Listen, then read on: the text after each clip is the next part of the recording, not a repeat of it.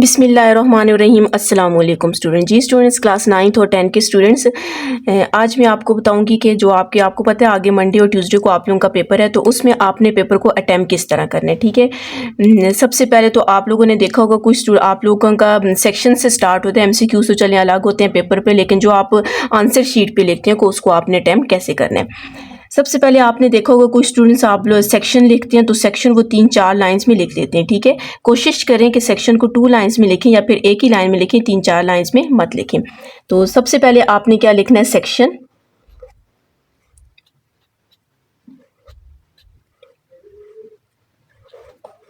And section आपके पास B होता है तो आपने इस तरह सेक्शन बी लिख देना है। ठीक है, ये आपके पास सेक्शन बी आ जाएगा। एक लाइन में आपने 2 लाइंस में आपने इस तरह लिख देना है। सेक्शन के बाद आपके पास क्वेश्चन स्टार्ट हो जाता है, तो आपने कुछ स्टूडेंट्स क्या करते हैं 2-2 3-3 लाइन में क्वेश्चन बड़ा बड़ा करके लिख लेते हैं। कोशिश करें एक लाइन में लिखें या 2 लाइन में, बस एक लाइन में बेहतर है।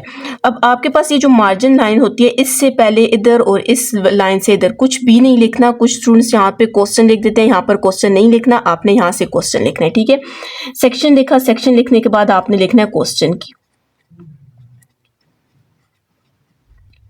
Question number 1। अब जब आपने क्वेश्चन नंबर 1 लिख लिए, ठीक है, अब यहाँ पर हम लोग कोई ये क्वेश्चंस लिख देते हैं। इसको आपने किस से लिखना है, क्वेश्चन नंबर 1 को।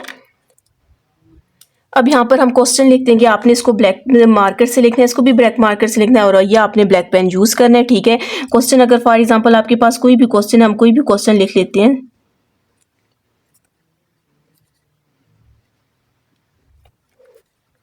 सॉल्व दी इक्वेशन आपके पास क्या है, 3x² minus 6x plus 2 equals to 0। हमने यहाँ पर एक क्वेश्चन लिख दिया जिस क्वेश्चन में आपको बोला गया कि आपने इस इक्वेशन को सॉल्व करना है। अब जब क्वेश्चन आप लिख लेंगे तो उसके बाद यहाँ पर हमने क्या लिखना है, गिवन टू फाइंड। फिर अगर फॉर्मूला क्वेश्चन में यूज हो रहा है तो आपने वो लिखना है, और फिर उसके बाद सोल्यूशन स्टार्ट करना है। ठीक है, पहले सबसे आपने क्या लिखना है, गिवन।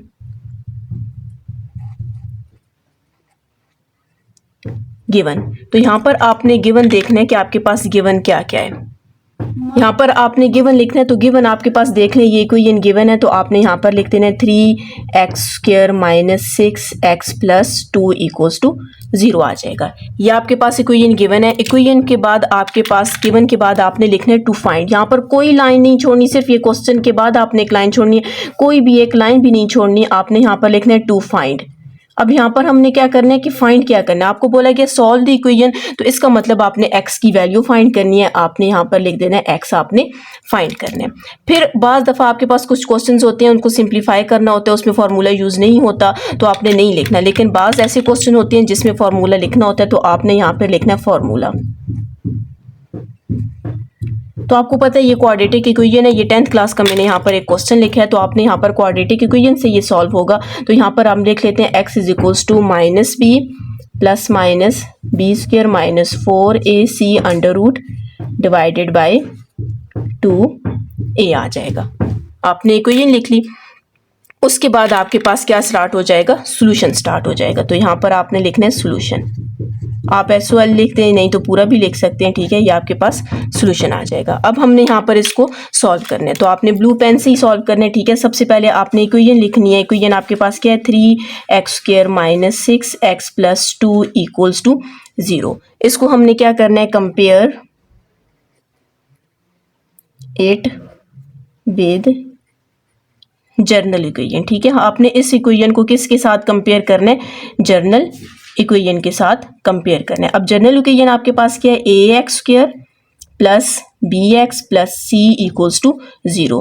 तो a आपके पास यहाँ पर जब कंपेयर करेंगे, a आपके पास 3 आ जाएगा, b आपके पास -6 आ जाएगा, और c आपके पास क्या आ जाएगा, 2 आ जाएगा। अब यहाँ पर हमने क्या करना है, ये फार्मूला लिख लेना और इसमें वैल्यूज पुट कर देंगे। तो फार्मूला जब आप लिखेंगे तो x is equals to minus b plus minus b² minus 4ac divided by 2a। हमने फार्मूला लिखे और यहाँ पर हमने क्या करनी है, वैल्यूज पुट कर दी है। माइनस उसी तरह b की जगह आपने -6 पुट कर देना है, प्लस माइनस b की जगह आपने क्या पुट करना है, -6 का स्क्वायर आ जाएगा, -4 a की जगह आपने 3 और c की जगह आपने 2 पुट करना है, और डिवाइडेड बाई 2 और a की जगह आपने 3 पुट कर दिया। माइनस माइनस क्या हो जाएगा, प्लस हो जाएगा 6। ये मैं पूरा क्वेश्चन सॉल्व कर रही हूँ, ठीक है। 9th क्लास के स्टूडेंट्स हो या फिर 10th क्लास के, दोनों ने इसी मेथड से आपने कोशिश करनी है पेपर को सॉल्व करने। 6 का स्क्वायर लेंगे तो आपके पास 36 आ जाएगा, माइनस खत्म हो जाएगा, पावर इवन है। इसको आप मल्टीप्लाई कर दें तो 4 कर दें, ठीक है। 4 × 3 × 2 तो आपके पास कितना आ जाएगा, 24 आ जाएगा। और डिवाइडेड बाई 2 को 3 से मल्टीप्लाई करेंगे तो 6। यहाँ पे ये भी आपने नोट करना है कि आपके पास ये इक्वल टू एक ही लाइन में, बाज़ दफ़ा बच्चे एक इक्वल टू यहाँ पर लगाते हैं और उसके बाद ए इक्वल टू इस लाइन के पास चले जाते हैं। नहीं, आपके पास ये बिल्कुल इसी तरह ही इक्वल टू आना चाहिए, ठीक है। तो आपके पास क्या आ जाएगा, 6 प्लस माइनस, इसको माइनस करेंगे तो आपके पास 12 आ जाएगा और डिवाइडेड बाई 6 आ जाएगा, ठीक है। तो यहाँ पर हमने क्या करना है, इसको वो ले लेते हैं, आप एलसीएम ले लें। ये √12 का आप अच्छा रफ वर्क भी आप कर सकते हैं, ठीक है। यहाँ पर आपने रफ वर्क कोशिश किया करें कि पेपर में साथ में ही रफ वर्क करें। बाज़ दफ़ा बच्चे रफ शीट ले लेते हैं, उस पर करते हैं। अब जैसे ये देखें, एलसीएम में 12 का एलसीएम लूँगी तो आपने यहीं पे करना है, ठीक है। 12 का एलसीएम आपने लेना है, 2 6 टाइम 12, 2 3 टाइम 6 एंड 3 1 इज़ 3 आ जाएगा। इसको हमने यहाँ पर पुट कर देना है तो आपके पास 6 प्लस माइनस √2 2 टाइम्स है तो इसको बाहर ले लें और अंदर आपके पास √3 आ जाएगा और डिवाइडेड बाय 6 आ जाएगा। दोनों में आपके पास 2 कॉमन है, 2 कॉमन ले लें, 2 3 टाइम्स 6, ये 2 कॉमन चला जाएगा, 3 आ जाएगा और डिवाइडेड बाय 6 आ जाएगा। कटिंग करें, 2 1 इज़ 2, 2 3 टाइम्स 6 तो आपके पास क्या आ जाएगा, 3 प्लस माइनस √3 डिवाइडेड बाय 3 आ जाएगा। अब इसको आपके पास एक दफ़ा अगर आप चाहें तो उसको प्लस में लिखते हैं, एक दफ़ा माइनस में लिखते हैं, नहीं तो फिर यूँ 3 को अलग करके भी लिख सकते हैं, ठीक है। या आगे आपकी मर्जी है, किसी भी तरह कर सकते हैं। तो यहाँ पर आपके पास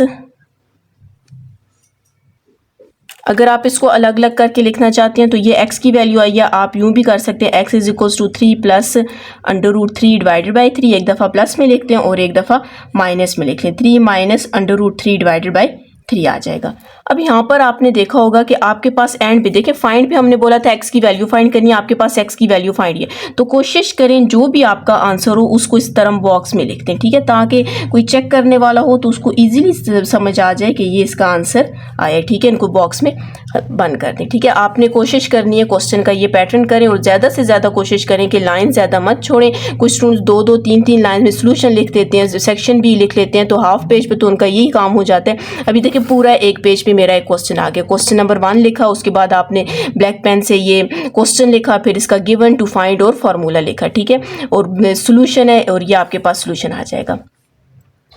और फिर एंड पे आपने एक लाइन लगा देनी, ठीक है। आपकी मर्जी, कुछ बच्चे हाफ लाइन लगाते हैं, कुछ फुल लगाते हैं, तो आपकी मर्जी, आप इस तरह एक लाइन लगा दें, ठीक है।